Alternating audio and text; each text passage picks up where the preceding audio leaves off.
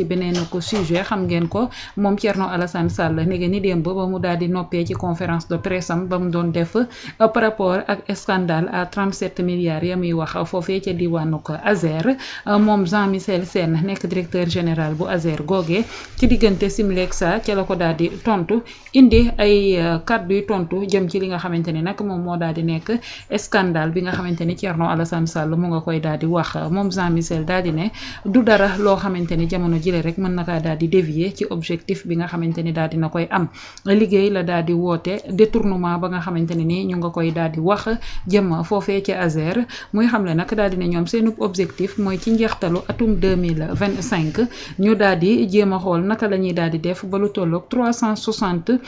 yoo xamante ni ay dëkkuwaay la naka la ñu koy daal di taalee lamp ya daal di tàkk ndax seen objectif toll na ci 400 localités yoo xamante ni jamono jile rek bëggees nañu kaa daal di taal sur 1700 yi nga xamante ni daal di nañu koy ciblé d'ici fin d'année bi ñoom ñu daal di mën a am li nga xamante ne ni moom moo daal di nekk ab résultat Alaaji Rawane réponse bi nga xamante ni Jean-Michel Sène daal dina koy joxe ci coowal Azer ak Aqua Power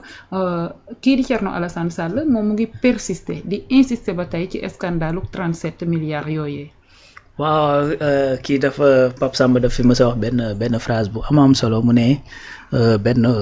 je me rappelle plus du nom moo ko doon wax mu ne li différence entre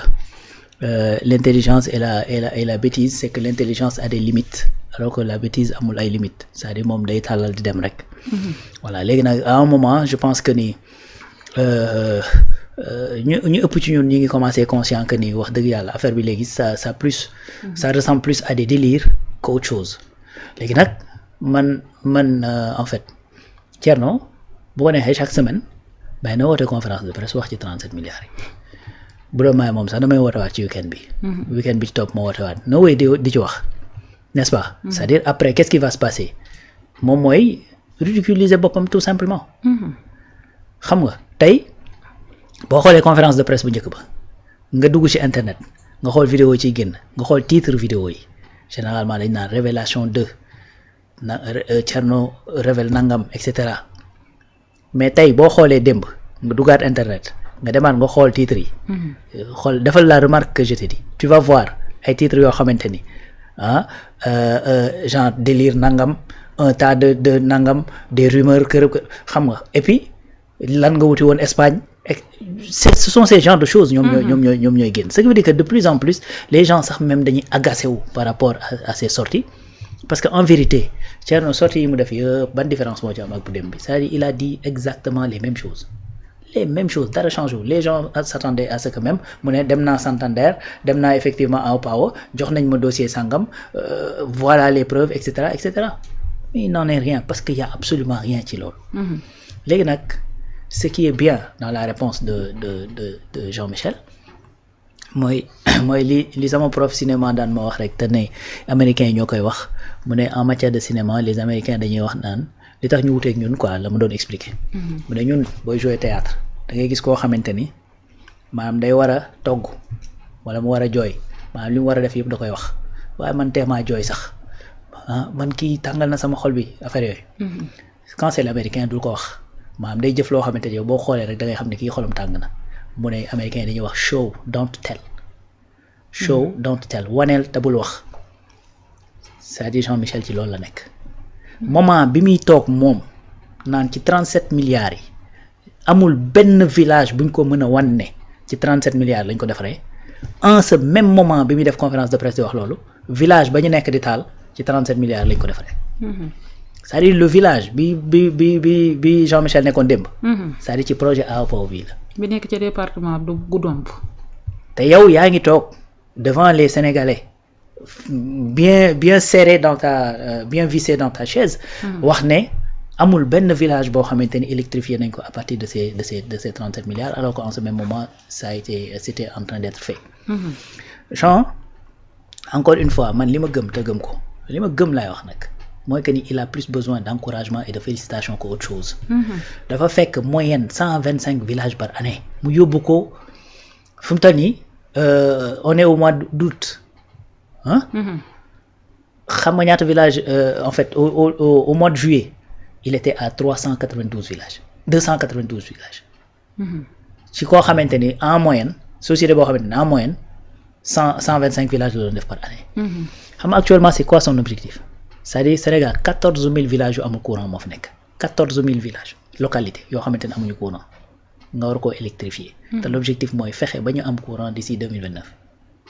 waaye kooku tal nga ay wax. ak ay tontonte et cetera yu demee noonu. moo tax heureusement man démb bi ñuy wax fii dama ne su doon may Jean Michel du ma ko tontu du ma def sorti tontu après bi ma gisee mu ne 19h30 dinaa génn sur le coup sax je disais que ni bu mu génn 19h30 di tontu naka te yoo yeeyaay tontu bee lay indi. mais heureusement que c'est une réponse qui est très efficace. donc ngaar daajal wax ji ba keroog yàlla nag di noppee fay wax. bàyyi jëf. du dëgg waaw noonu la demee léegi nag comme moom ñoom ils ont préféré wala bokk Thierno a préféré nekk di wax ci loo xamante ni en plus xam nga li gën a graaw mooy que ni c'est-à-dire le document que tu as mis en place dem yóbbu ko au niveau du ministère pour prouver que ni dafa am njuuj njaaj c'est-à-dire tu es en train de di setal sax Jean-Michel sans pour autant que tu te rendes compte yaa ngi setal Jean-Michel xam nga pourquoi may wax yaa ngi setal Jean-Michel boo gisee document bi nga xamante ne moom la Thierno Alassane yónnee au niveau du ministère pour di ci laaj ay réponses. c'est-à-dire date yi mu ci def ay date de décaissement c'est du 14 juin 2024 au 20 juin 2024 montant yi mu def yëpp ne nañ ko expliquer fan la montant yooyu jaar pourquoi décaissement yooyu et cetera c'est du 14 juin 2025 au 20 juin 2025 Jean-Michel est arrivé effectivement en fonction le 11 juillet. et que même Thierno Alassane Sall question écrite bi nga xamante ni bindoon na ko à l'Assemblée nationale am na ci réponse ndaxte que ministre bi di Cheikh Diba joxoon na ko réponse bien sûr da ko bind su ma juumul le 12 xaw ma le 12 ou je crois le 17 ñu tontu ko dafa bind le 12 ou le 13 le 17 ñu tontu ko jox ko effectivement les détails sauf que effectivement bon su fekkee ni je sais pas c'est des termes qui sont techniques au contraire gis nga ci texte bi ko Cheikh Diba envoyé c'est-à-dire da ko ci defal sax ay définition benn terme bu ci nekk da ko wax ne lii mooy lii pour expliquer ko pour mu leer mais quand tu t'entêtes am na loo xamante ne nag je sais pas ñëkk la xaw ma nu mu demee xaw ma ak njubati la man mënuma comprendre parce que beneen affaire man bi ma mënta comprendre xam nga mooy lan c'est-à-dire voilà un Sénégalais boo xamante dañ ne dafa surfacturer état du Sénégal à hauteur de 15 milliards yow lijjantiwoo lan moo tax sénégalais bi facturé sunu réew mi 15 milliards ngay lijjanti lan moo tax ñu bàyyi ko fi moom di liggéey ak benn espagnol boo xamante ni jàppuñu ko ci dara en ce même moment y a d'autres sénégalais yoo xamante ni fu mu toll nii jàpp nañ leen ci affaire deniers publics mais waxoo ci sax Thierno mosoo ko dégg mu wax ci Mansour Faye mosoo ko dégg mu wax effectivement ci Moustapha Diop ñeneen ñi Sophie Gladima keneen ak keneen loo ko dégg mu wax ci ñoom jàppale leen te ñooñ pourtant dañ leen li ñuy jiiñ waa ji daanaka moom lañ leen di jiiñ parce que bu dee cadre Mansour Faye surfacturation la ñuy wax xam nga surfacturation la ñuy wax ci Mansour Faye mosoo ko dégg mu défendre Mansour Faye de pourtant tey mi ngi défendre un autre Sénégal boo xamante ne dañ koy topp ci surfacturation mais quel est le problème pour man li jaadu woon mooy yéen état du Sénégal man Thierno bu génne woon waxee woon noonu yàlla xam na ne du ma ne ko war a waxee noonu de génn ne état du Sénégal man député de la République la c'est pas normal que mu am fii ci réew mi benn sénégalais bu ñuy wax ni effectivement dafa surfacturer 15 milliards te amul benn procédure judiciaire boo xamante ni yëg nañ ni mi ngi ci kawam ani waa ji jëli da ngeen ko war a jëli fexe leen mu ñëw expliquer wu 15 milliards yooyu lan moo tax mu surfacturer ko et cetera man bu waxee woon noonu ma ni kii kat li ko soxal mooy sunu 15 milliards yi wala boog sunu deniers publics yi mais yow nga bàyyi fa loolu yëpp topp ci benn dossier boo xamante ni la personne en question bi nga nekk di ko acharné wu ci loolu nee na la da nga cee bëgg a waxtaan maîtriser nga ko viens man sax je te donne les documents dont je dispose ñu toog ñu waxtaan ci nee na du ci daal donc finalement ban objectif ngay poursuivre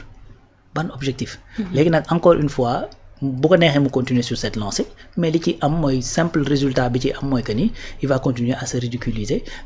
man gëm naa ni boo defoon naa bu wootee waatee conférence de presse di wax ci affaire Azer sax kenn du fa dem parce que déjà à la fin gis nga question bi mu nekk am question gars yi parce que y a pas de question à poser. mbir mi mën nañ cee xaar li nga xamante ne nii moom moo di plainte di ko toppee wàllub diffamation ndax boobaak léegi mu ngi dal ci kaw Jean Michel Sène xalaat nañ ni yoon dina ci mën a am loxo. député la nag donc député la am na malaan. ça c'est un deuxièmement mooy boo xoolee Thierno sama nga man moo tax wax dëgg yàlla conférence de presse bi démb man après sax j'ai regretté lan moo tax ma seetaan ba bi may yegg si ci affaire rumeur fi muy wax rumeur très sincèrement parce que en vérité man résultat bi ma ci jël daf maa bettul maa ngi doon xaar ne du ma fa jëlee dara effectivement jëlee ma fa dara am na foo xamante dafa ne mën naa am ne est-ce que donc que 5 milliards yooyu ñu génne